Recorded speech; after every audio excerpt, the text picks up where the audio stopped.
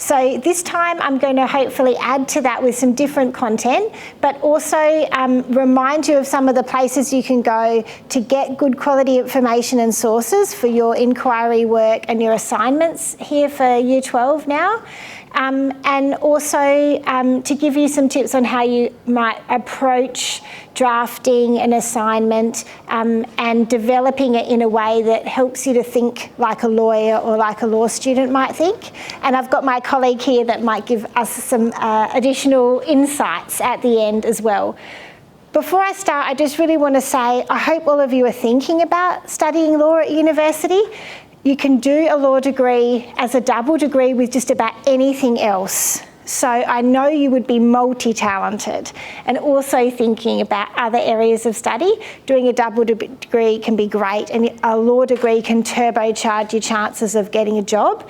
So we want to have you at our university, so keep that in mind. The other thing, if you've heard me talk before, is I'm really passionate about making sure that people like you have their voices heard in the lawmaking system now.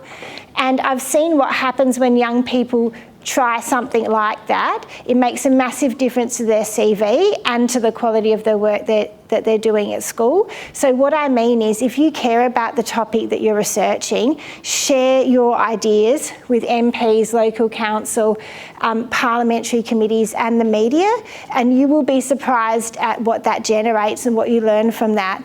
And also that's our obligation as people privileged enough to be in a community and a system where we can participate and we can do it in a safe way. We have to take up that challenge, because we know that there's communities and people that are the same age as you that are facing really big challenges to their democracy, and they're putting their lives on their line to defend the rights that we take for granted. So please think about that, and if you want to do it, reach out and I'd love to help you with that. So when you're thinking about your first piece of research, which is this question that Jackie's shared with me around the idea of case law and legislation and a Bill of Rights in Australia.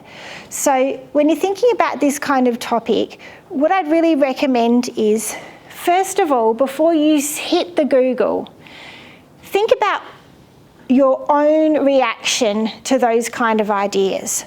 Why would you care about the concept of human rights? All right? Write your own ideas down first. So often with something like rights or Bill of Rights or human rights, we've got these big picture ideas of what's happening in the world. So someone hit me up with a human rights issue that's happening in the world right now. Come on, you can. There's so many. Yeah, exactly. There's conflicts between two different states, and they're causing mass human devastation, and they're abrogating a whole lot of different rights. Principles that are recognised in international law about how our system should work, but also when it comes to what the state should be doing to protect the rights of its citizens, right? So that might be one area why you care about the idea of human rights. There's something about rights that's universal. So if we think about the Universal Declaration of Human Rights, what makes it special is that that was a point in history where the whole world got together and said, these rights belong to you as a human, right? Not because you live in Australia or Ukraine, or not because you vote a certain way, or not because you own property or you're a certain colour. So that's important, and you might care about that idea of universalism. Even if you don't use that word, you might care about this issue because of a word like fairness. So write those things down at the beginning so you get your own reaction in first. What about closer to home? What's a kind of rights issue close to home that might be happening to someone you know in your life? Can you think of any examples of that? Has anyone got someone, a grandparent that might be in aged care? No one? Has anyone got any siblings or friends that have got experience of a disability? Right, okay. Has anyone ever had to navigate something like a lease or buying a house with their family? Right. Okay, so all of these type of issues where you've got, families, individuals up against a different kind of power that's making decisions about their life that's going to have a big impact, that's where rights could come in. So think about those things too. Have you had to stand up for someone? Have you had to argue a case before? That's why rights might be important. If we think about the laws that are being made about us, that impact what we can do in the community, when we can drink alcohol, when we can drive a car, when we can vote, those kind of things, how much money you should pay for going to university, they also have rights elements in them. They're laws that are going to impact your life. And so you've got to think about, is it right that you should be able to have your say when they make laws like that? Should they have to think about your individual circumstances? Should there be exceptions for certain people? Write these ideas down at the beginning, because that's how you're going to start to frame your original thinking about it. Then you might get to this idea of, okay, you've written these words down like fairness or Ukraine or people with disabilities or housing or something like that down. Then try and think about what principles have you learned already in Year 11 Legal Studies or in what you know so far for this course that seem relevant to that. So we've talked about universalism. We've talked about fairness. We've touched on the idea of democratic participation. But there's other principles too. Has anyone heard of something called separation of powers? Getting some nods? This is this idea that we want the courts to be the umpire to work out what's fair between two parties, don't we? We want the courts to be the ones giving out punishment too. Then we've got the executive. We want them to be implementing the laws, investigating the laws, making decisions about how resources are allocated, right? Police, public servants. And then we've got the parliament. They're the side of democracy, so that's the place where the laws should be made. Now, when one of those institutions gets too much power, we feel like that's not quite right in our society, don't we? So if the police officer can investigate the law but also dish out the penalty, we feel like that's not right and that's unfair, right? If the parliament makes a law that means you don't get the chance to raise your case before a judge, you're immediately excluded or you're immediately punished, you don't get the chance to explain why, then we feel like that's unfair too, don't we? If the courts can suddenly change the law in a really radical way without the parliament having a say, we feel like that's wrong too. So you know what separation of powers is. Think about that when it comes to this idea of Bill of Rights and case law and legislation, because that's going to be relevant. So you've already got the idea of something like universalism, fairness and equality, separation of powers. Write some of those things down. There's heaps more on a topic like this. Write it down at the beginning before we start the searching. Because when you start the searching, you'll get distracted by the first hit that will be from somewhere like the Rule of Law Institute, which is not a very good source, and they'll tell you something different, and then you'll be thinking about writing your essay about that, instead of thinking about what brings you to this topic, all right? Which is really, at the end of the day, the whole point of your education, because we want your great ideas to come out in a thoughtful way backed up by evidence. So that's kind of how I'd think about the beginning. Now I just want to tell you about how we would teach legal research and legal essay writing and legal problem solving at law school. This is maybe what we might call thinking like a lawyer, but hopefully it's going to be useful even if you don't want to be a lawyer, but you just want to get a really good mark in this course. And this is this IRAC method that's got issue, rule, analysis, conclusion. Okay, so the rule part is going to be the easy part, right? Because the rule part is where we find the bit of law, and you've done Year 11 Legal Studies, so you know what bits of law are. Someone give me an example of a bit of law. Lewis. What do you mean a bit of law? Piece of law. Like? So last year, you and I were talking about the voice, yeah. And what was the bit of law then that we were talking about changing? The Constitution. Yeah, the Constitution's a pretty important bit of law. That's at the top of the tree, right? The Constitution is a bit of law. What are other bits of law, sources of law? Think about those institutions of government we talked about. Exactly. Parliament made law, legislation, regulations. Also things like rules, like road rules, guidelines, legislation. Great. What's another bit of law, source of law? So today when I looked at my news, the first item I read was a news item about Donald Trump, because the decision's being made about him at the moment and his involvement in the activities of the 6th of January where some protesters stormed the White House, and it's going to be a question of whether he can run as a candidate for the presidential election in the US. Who do you think was making a decision about that? The court. Yes, so that's the other type of law, right? Judge-made law. Court decisions. So that's what you're looking for with a rule. It can also be international law, right? United Nations conventions, Universal Declaration, a decision by the International Court of Justice. Does anyone know what the International Court of Justice is looking at the moment? We have got a colleague at our university who's right on the top of this. It's a tricky one. Does anyone know? It's a question about a genocide allegation against Israel in the conflict in Israel and Palestine involving the people in Gaza, right? So these are all bits of law coming here. You guys know that. The issue is coming from your brain. So if your question is something like, should Australia have a constitutional Bill of Rights, you're going to have to work out what are the issues with that. What are the kind of sub-questions that come out of that, right? So if it's going to be in the Constitution, what do we know about the Constitution? What's an issue around the Constitution? Is it easy or hard to change? Right, we know that from last year. We had a referendum, people put a lot of energy into it, and people of Australia voted no. It was hard to change. Okay, that might be a good thing. It might be a bad thing.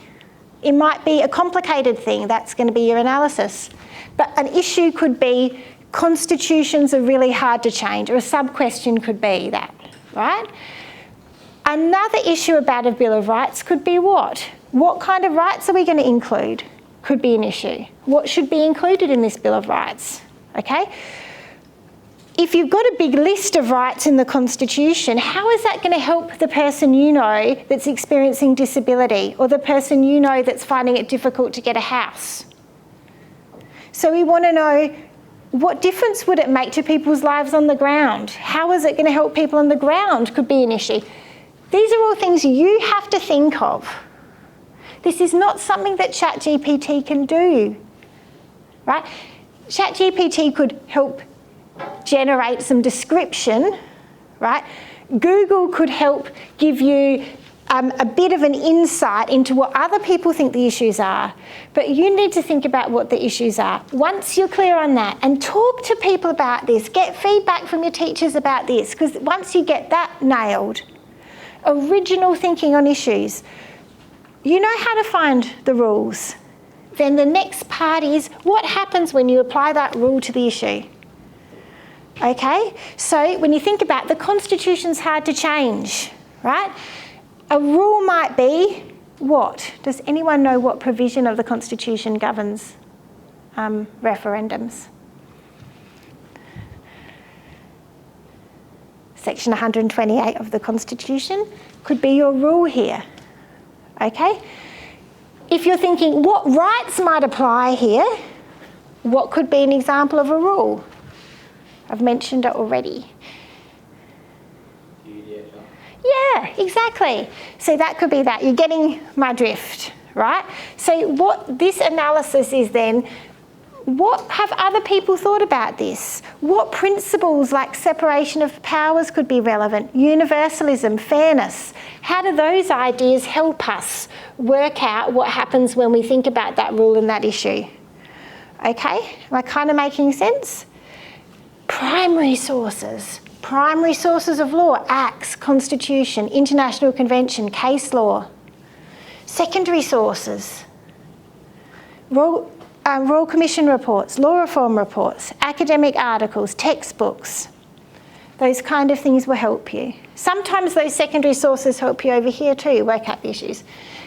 Then, if you're a lawyer, you absolutely have to have a conclusion, right? Because if someone is paying you in 6-minute increments to get advice about your eligibility under the NDIS, or how you can appeal your eviction in the Tenancies Tribunal, or whether or not you're allowed to run as a presidential candidate in the US election, you want an answer, okay?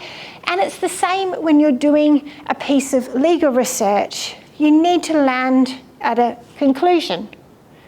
If you can't land at a conclusion, it's because you don't understand one of these things you've worked on. It doesn't mean your conclusion is easy or simple.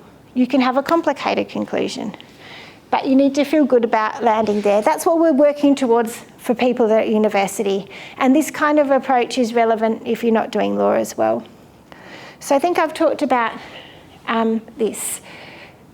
With analysis at your level, because you're so clever now already at research and you've got great ideas, is to show that sophistication and confidence is to really acknowledge the ideas of others in the analysis, and that will help you with academic integrity too.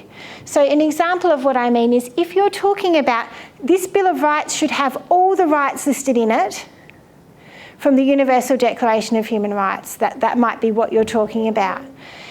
Now, you might be exploring that issue, that might, on the one hand, give effect to universalism and equality, and therefore align with the views of Hilary Charlesworth, who is now a justice on the International Court of Justice, as it turns out, but she's also written a lot about human rights acts. So you might say a universal approach that has all of those human rights would align with Hilary Charlesworth, who once said, quote, right? However, it might also be really difficult to enforce and therefore not turn out to have real outcomes for people who are trying to work out eligibility for the NDIS.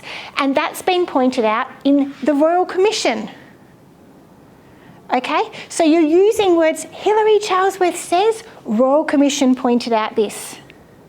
You're putting it together with that confidence, and then you're coming up to this part where you say, the approach suggested by the Royal Commission is the approach that I think would be useful, because even though it might not give full effect to universalism, it would mean something on the ground, and that's the way that you would generate support for this in the community, and you'd need that support to get this through or something. That's an example of how you might add your own idea there, using the ideas of others. Okay, if you just whacked in text that said universalism means including all the human rights acts, all the human rights that are in the International Convention, and then you said something like, on the other hand, it's difficult to enforce. To me, that's year 9, right? Because we don't have your voice there engaging with those sources. Definitely what I'm interested in at university level is that, and I think you can get close to that.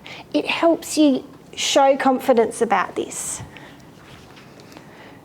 So here's a little example of this, and this is something of interest to me because last year I went overseas to places where 16-year-olds can vote. So who's 16 at the moment? Anyone? Great. So if you're in Scotland or Wales, you would be able to vote in their elections. And this has transformed politics over there. So the type of things that they talk about, the campaigns they run have changed because they have to appeal to younger voters. And so that could be an interesting question. There could be positions that you think are persuasive arguing the other way. But if we apply it to this IRAC method, an issue might be, is it discriminatory or unfair to exclude young people from voting in our democracy? Good question, right? If we care about rights and equality. Then the rule is, and I think you would be able to get there if you were doing this because you're already so good at identifying issues, you'd be thinking there must be some kind of piece of law that talks about who can vote. You would all know that if you just had this question, wouldn't you? You'd be going, there's got to be a piece of law that talks about who could vote. It could be in the Constitution, but then you just do a little bit of research. You might even Google this question. Is it in the Constitution? No, it's not in the Constitution. You've got to think about what type of elections are we talking about here, federal or state. There's different pieces of law for federal elections and state elections. I reckon you would have got to that point. So you find one of these laws.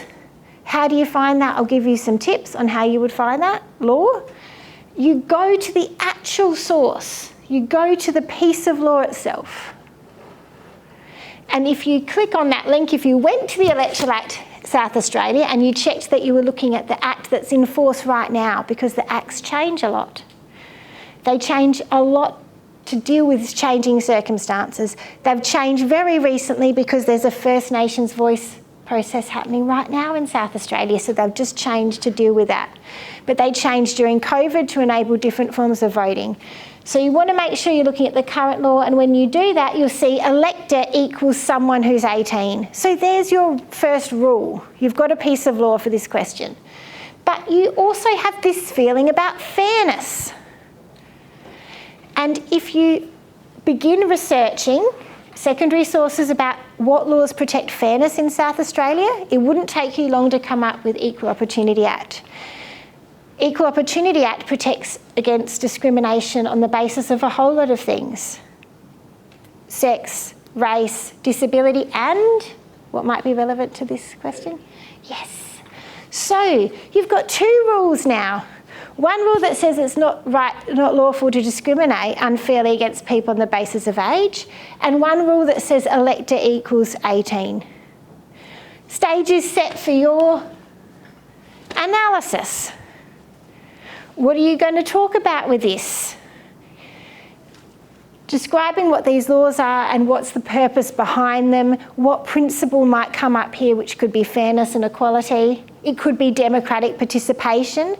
So whichever thing you wrote down in your heart about this question helps you with the analysis. If you're focusing on fairness, you might look to international concepts of equality to say, you know, it's really important that people aren't excluded. They have a right to participate in public life. They have a right not to be discriminated on the basis of age, right?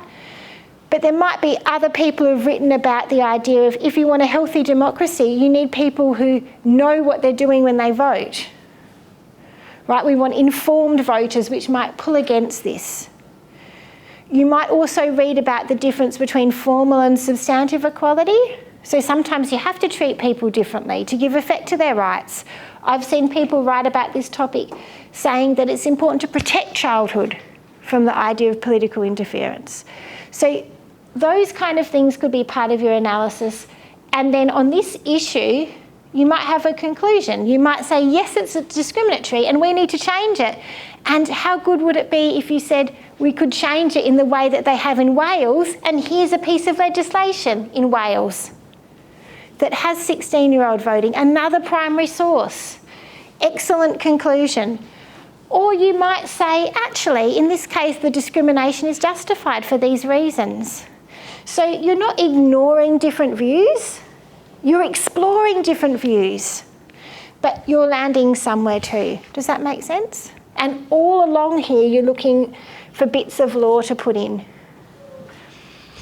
So I wonder if we can try one together then. If this is your question, does Australia need a Bill of Rights? Can anyone think of an issue here? The issues, there could be like 100 issues, and they could be specific or really big picture. So maybe just check in with the person next to you. See if you can come up with an issue.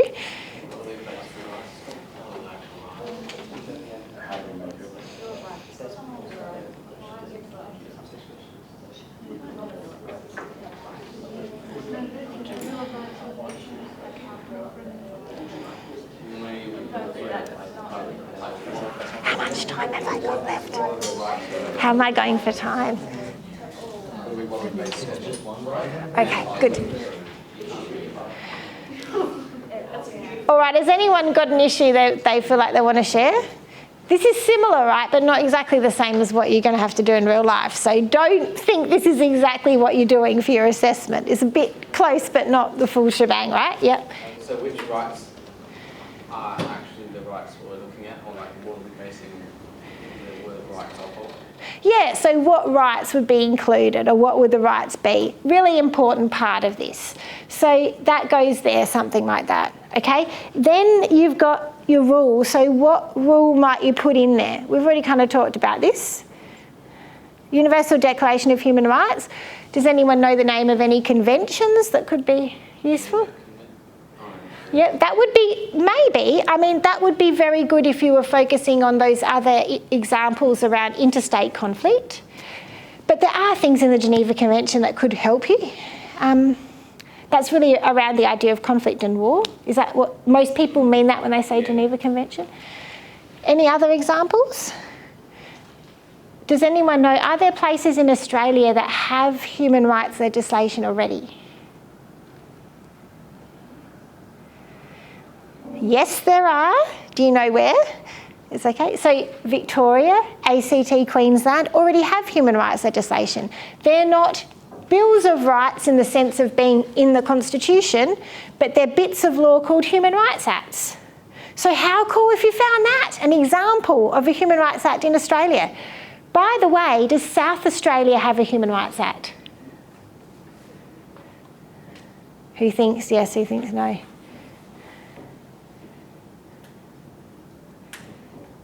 Give me something, friends. What do we reckon? No, we don't. But good news is our Parliament is actively considering it right now. So if you think we should have a Human Rights Act, because at the moment we don't have a right to health, we don't have a right to education, right to privacy, right to equality, we don't have that in our law set out in that way. If you think that's a good idea, you could write a submission to the Parliamentary Committee. They're inquiring into it right now. Submissions close on the 16th. If that's something important to you, I would love to help you do that, right? Our Parliament is actively considering this very question for South Australia. Okay, that's the side note. But come on, do a submission. It'd be awesome. Imagine how cool that would be to put on your CV and help you with this assignment, right?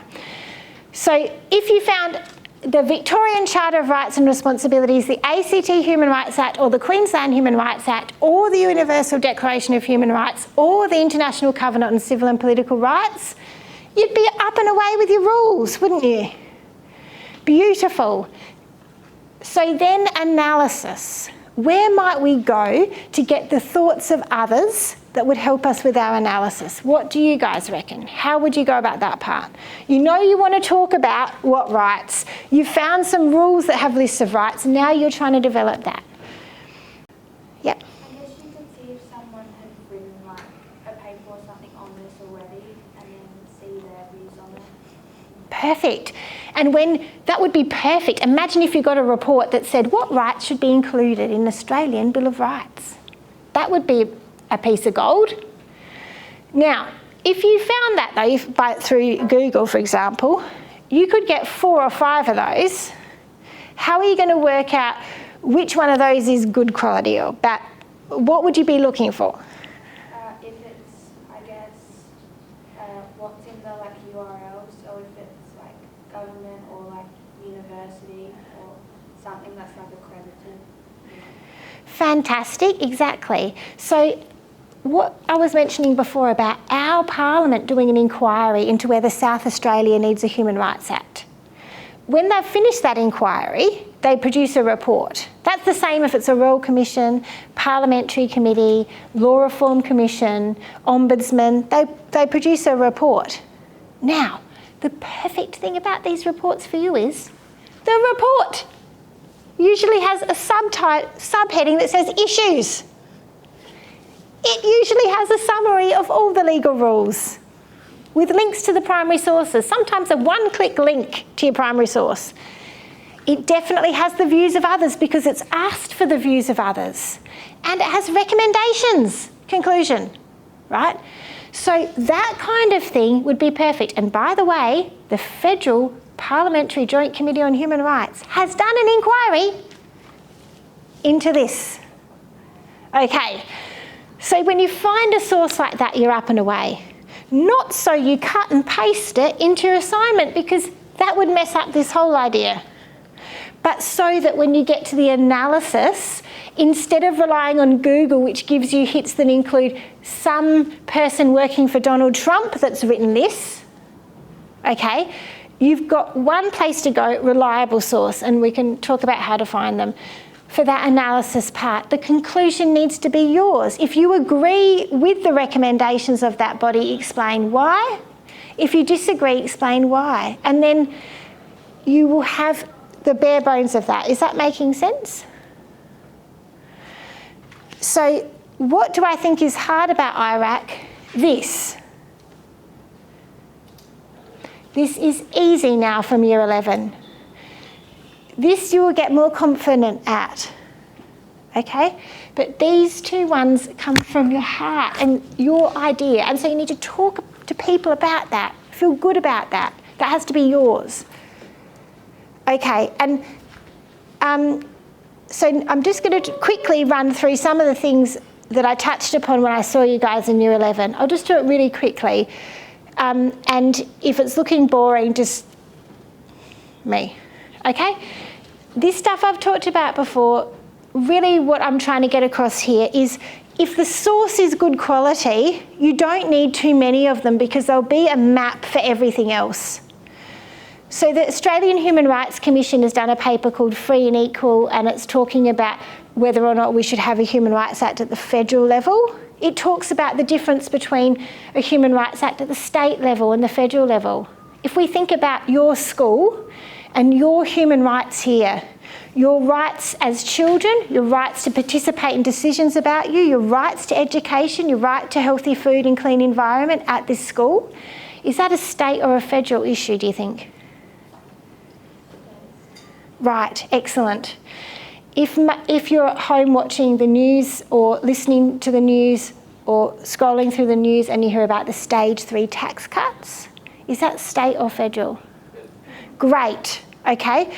So the Australian Human Rights Commission's looked at the federal issue, but it's also talked about the states in its work around human rights. Australian Human Rights Commission, Free and Equal, good place to go.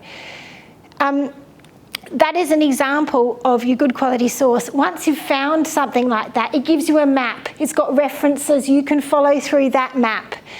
I promise you that will be a more efficient use of your time than Googling or using ChatGPT. Because the Google and the ChatGPT, what they do is they do that year 9 thing. On the one hand, it's a tricky problem, and they're pulling stuff off the internet based on the quantity of it, not the quality of it. It will distract you from your issue work, because if you have not written down your issues and you go straight to ChatGPT, it will generate issues that it cares about based on the quantity of stuff on the internet. It will not give you the chance to develop that yourself. So I think I've gone over that enough. Now, the reason that at law school we care about primary and secondary sources is because in court, this matters. If you're trying to convince the court about your argument, you have to show a source of law. It has to be a primary source. Okay? If you're a parliamentarian changing the law, you have to understand the primary source. So it's not just about quality of student work. It's a real thing in law. I think you know that. It's also about integrity as a person, about what ideas are yours and what ideas belong to somebody else. And that's where the secondary source part comes in. So if you do that thing of saying, Hilary Charlesworth has argued this, or Ros Croucher, the president of the Human Rights Commission, in a speech said this, and then you give your response to that, that's exactly what we're looking for. If you pretend that you said that, or if you're just a little bit wobbly over who said that, that's when you're going to come a cropper. If you cut and paste chunks, that's an integrity issue that you know in your heart is not right. And most of the time you never intend to do it. But if you're stressed and rushed, that kind of accident happens. That's why I really think writing as much of it as you can before hitting the internet is the best. It helps get your structure. You know that's yours. then you can be disciplined about including the work of others. The other reason we care about sources in law is because of this middle point. So we're trying to distinguish between what the law is and what the law should be. So the voting age 1, perfect. Electoral Act, law is 18. What you want the law to be, your idea, analysis, secondary sources, backed up by a comparative example, perfect. Is that making sense? Don't blur this. If you don't know, don't include it. If you don't understand something you've read, please don't include it. Ask somebody or leave it out and find someone who's explained it better. Okay, so you might have seen already these databases about legislation. If you're going for an act or a regulation or rule, it has to be current. They're changing all the time. You will not know if it's current unless you go to an official source. And this is what the Commonwealth one looks like when you're in. I think you know about acts, how to find them. Just want to quickly point out bills. Bills are ideas for legislation, perfect for that conclusion part. If you're saying, I reckon something should change because it's not fair, or you're saying, I don't think we need a Bill of Rights, but we do need to plug some gaps in our anti-discrimination law, or I don't think we need a Bill of Rights, but we do need judges to have more discretion about sentencing people under the age of 14 or something, then great if you can point to a member of Parliament who's also had that idea and put it forward as a proposed law. How good is that? Evidence to support where you're going. So think about that as well. And I'm nearly ready to hand over. Yes, and Ayla's going to talk too, so I want to make sure there's time for questions. Austlii, I think I've told you about before, is free. Now the thing about Austlii, this is an old look at Austlii, but Austlii now has a tab here, it says law reform. So if you don't already know that there's a Parliamentary Joint Committee doing work on the Human Rights Act and the Australian Human Rights Commission doing work on a Human Rights Act for Australia, then you could click on that law reform one and you could find a law reform report. You can find treaties here, and Lawsight is excellent. Lawsight helps you work out what case has been used the most. It gives you little stars. So if you're looking for a piece of judge-made law, which you might be if you're trying to answer the question, the case law cover the field? So you could use Austlii to look up a certain right and see whether the courts have considered it. Right to equality, right to a fair trial.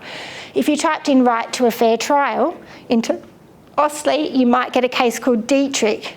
Dietrich was a case about whether people have the right to legal representation and a fair trial. So even if you can't afford a lawyer, should you get a lawyer so that you can have a fair trial? That was the situation in Dietrich. The courts discussed that. They upheld the right to have legal representation in certain types of cases that could land you in jail. And Dietrich has been cited, which means used, by many, many other courts. And you can tell that, not from having to read Dietrich, which would be hard and horrible, but just seeing the hit and the stars and the little summary. So when you get lots of stars on the case, it's a good one. Little summary at the start tells you just what I said. Perfect for your rule. The other thing about Austlii is that it can link in with the secondary sources. So then you can put Dietrich into journals and scholarship, or you could put right to a fair trial into journals and scholarship and find an article, a really good secondary source to use. So if you're addicted to searching first before thinking, please at least search on Austlii instead of Google is my tip. It would be easier. Then there's heaps of other tips I've got here. Jade is also good for case reading.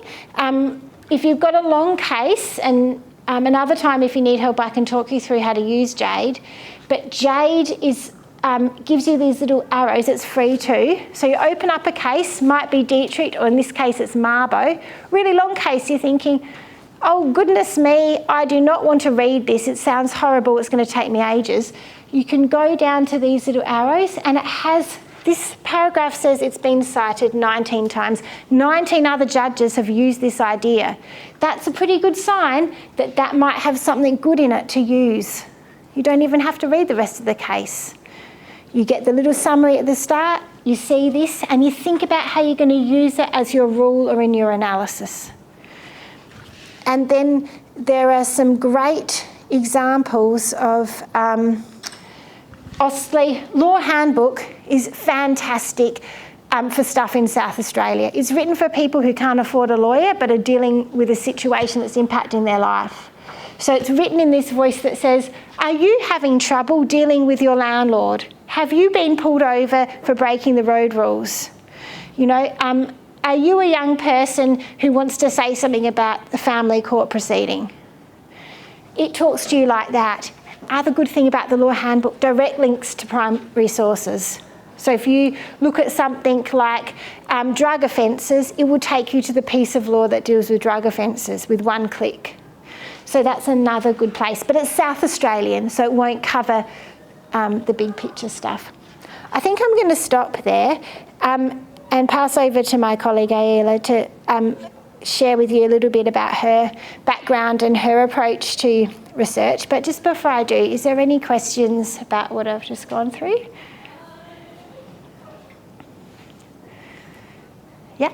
Do you agree with the question that we're looking at? Well, I am absolutely up to my neck in this campaign for South Australian Human Rights Act. I think we absolutely have to have legislation here because I do a lot of community work and I've seen a lot of gaps in laws at the moment. And I think that it would be a great chance for us to say, hey, what do we all care about in this community? What values are important and how can we get it right at the beginning of making a law? And you know, when you think about that voice debate, and the idea behind the voice was this thing that was kind of nothing about us without us, that if you're going to make a law impacting Aboriginal people, maybe talk to them about it.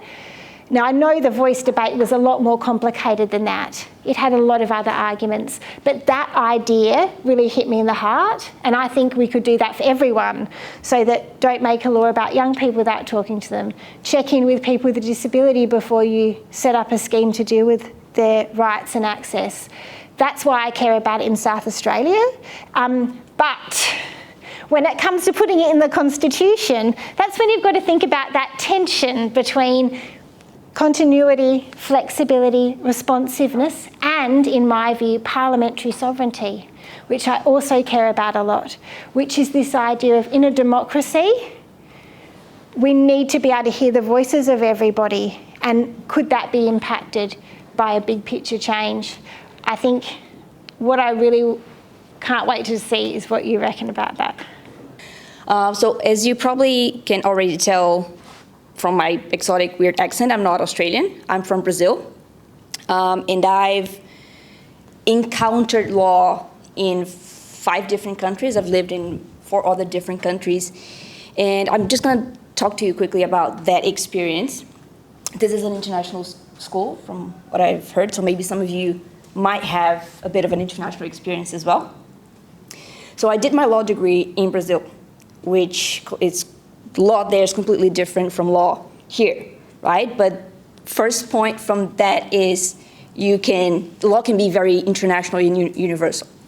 And then I did exchange in Portugal. It was my first time in Europe. Then I went back to Brazil, and then I went back to Europe for my master's in the UK, then back to Brazil, then here for my PhD, then back to Brazil, then France for, I was working at the European Court of Human Rights, so human rights is kind of my thing as well. Then back to Brazil, then back to Australia, and yeah, I've been here since. So it's been very busy, and it's always related to law. And one thing I wanted you to take from that is, first, as I said, you can have whatever background and you can still find a relationship with law anywhere. The other thing is that in each of these places I lived and I studied law or I practiced law, one big takeaway for me was that the big legal issues of a community will change entirely depending, I don't know, their struggles or the things they care about the most. In Brazil, we wouldn't really think about terrorism as my friends in Europe did. In Europe, we wouldn't really talk about indigenous rights as in Brazil and as in Australia we do. And I think this really shapes my own research, because invariably my background and the different experiences I've had in each of these places bring something new to how I perceive a different issue or how I perceive the law itself.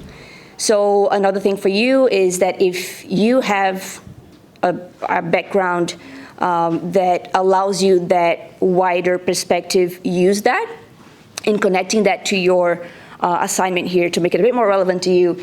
Is if you remember the Iraq little boxes that Sarah had, the issue and the conclusion have to come from you. And I think that is where you should allow your background to play some role and let you think, okay, maybe from an European perspective, we shouldn't really care that much about indigenous rights. They don't deserve a voice in the Constitution. From an Australian or a Brazilian or whatever in South America, from that kind of perspective, it's completely different. Indigenous peoples are such a big part of our population and so relevant in our history that maybe that leads you in a different direction. To give you another example, my own research is kind of on indigenous rights. So I'm mostly focusing on international law and human rights and indigenous cultural heritage. And I decided to do research on that when I was in Europe. In cultural heritage in Europe, has everyone ever been to Europe? Yeah, where did you go? France. Wow. So if you go to, I don't know, the Eiffel Tower, it's more than a century old, or it's quite old. And in Europe, they think about cultural heritage as we need to preserve it. It's important to keep it as it was in the past for as long as we can. It's all about preservation. Then I got here and I decided to do my research on cultural appropriation and indigenous heritage and the fact that there's nothing in international law dealing with this. So how can we try to fill that gap? In thinking from that European perspective, from what I got from my master's, I thought, well, whatever kind of solution we're trying to bring to the cultural appropriation debate, it needs to focus on preserving heritage. But then, when I was taking a step back and trying to detach myself from the European perspective and thinking more about indigenous epistemologies, ways of thinking, and knowledge, it's not like that at all, right? You have to think about heritage as something that is alive, it's living, it's dynamic, and sometimes you might want to just destroy it because that's better for you. So, bottom line is, use that whatever background you have, your own perspective on things, and whatever you can collect from your own experiences into identifying the issues in a research question, and then letting that lead your analysis towards your conclusion.